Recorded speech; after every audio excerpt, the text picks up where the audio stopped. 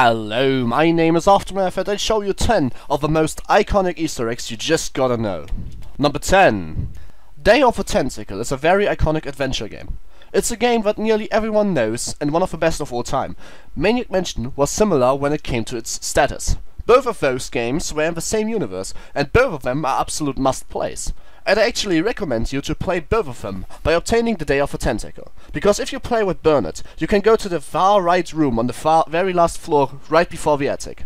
Then use the computer and tada, you're playing the original version of the Maniac Mansion. This is one of the most iconic Easter eggs of all time. Enjoy! Number 9. Let's stick with old games for a little longer.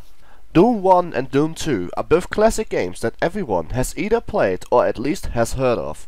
With Wolfenstein and Hexen, it was one of the first Eagle shooters ever, and it was a great game as well. The developers hid an Easter egg here as well.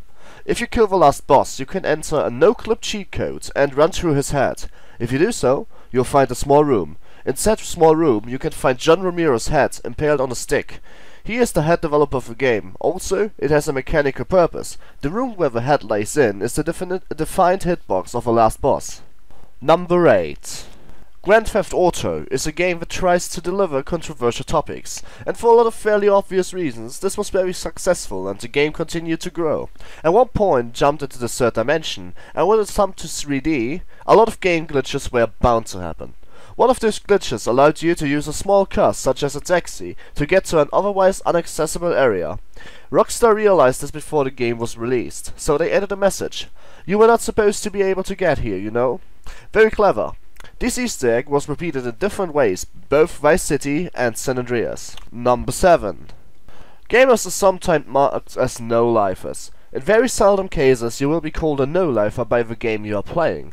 And one of those games was the developer room in Chrono Trigger. If you kill a very certain enemy at the start of a New Game Plus, you can unlock it after you beat the whole game all over. There are quite a lot of sarcastic NPCs, which tend to make very bad jokes, like offering you to take a look at Chrono Trigger 2. And there's this one NPC that tells you have no life and you should get one. Number 6. Games like Silent Hill are so iconic that even if you have never played it, you will get a vague idea of what it is about. But one thing you probably didn't know is that there are aliens in it, and yes, I'm very serious, because under special conditions you can finish almost every Silent Hill game with an alien abduction or an alien cutscene. Those cutscenes usually got a very certain iconic style, such as 20 years movies with very distorted black and white and text boxes, or comic style of the earlier years, or anime and manga style. Number 5. As number 5, I've picked something really special, and I won't even talk about one game, I will talk about many games. Totaka's Song.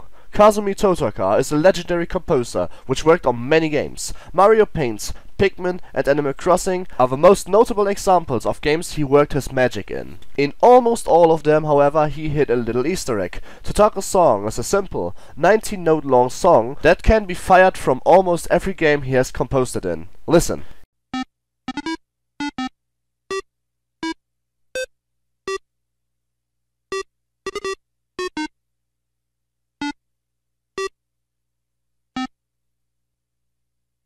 Here are some examples.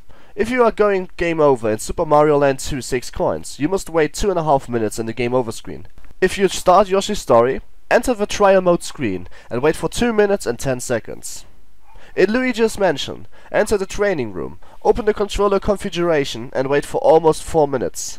There are many more examples of this legendary Easter egg.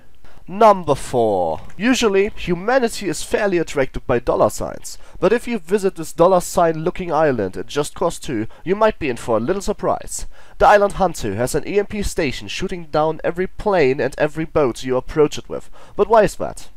Because the island is a big reference to Lost. The sand signs are there, the crash planes are there, even Lost Hatch and the black smoke monster can be found.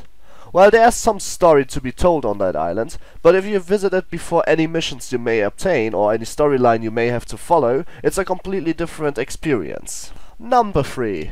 3 stands for Warcraft 3, and Warcraft 3 is at least as iconic as the original StarCraft.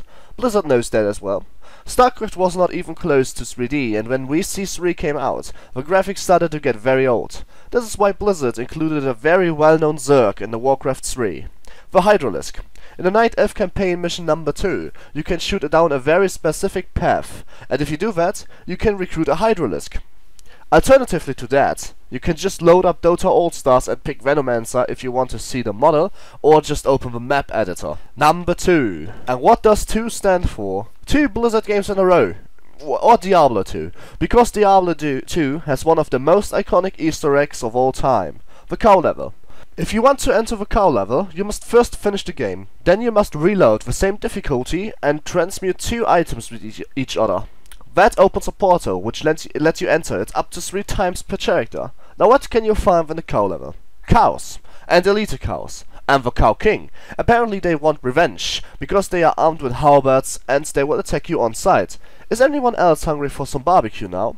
Oh, this level was also continued in Diablo 3 as the Wimshire level, a pony level, with a lot of hidden references all over it, and there were millions of references to this iconic level all over gaming history. Number 1. And at last, we will be going on a ghost hunt, because one of the most iconic games of all times, Metal Gear Solid, has a lot of ghosts in it. Well, obviously, you don't see them, they are ghosts after all. But if you want to see them and unveil them, you have to stand at very certain locations. Get your camera out, which you can obtain after finishing the game or with a certain trick, and shoot a photo. If you do that, the album will reveal the game developers and designers as ghosts. Spooky!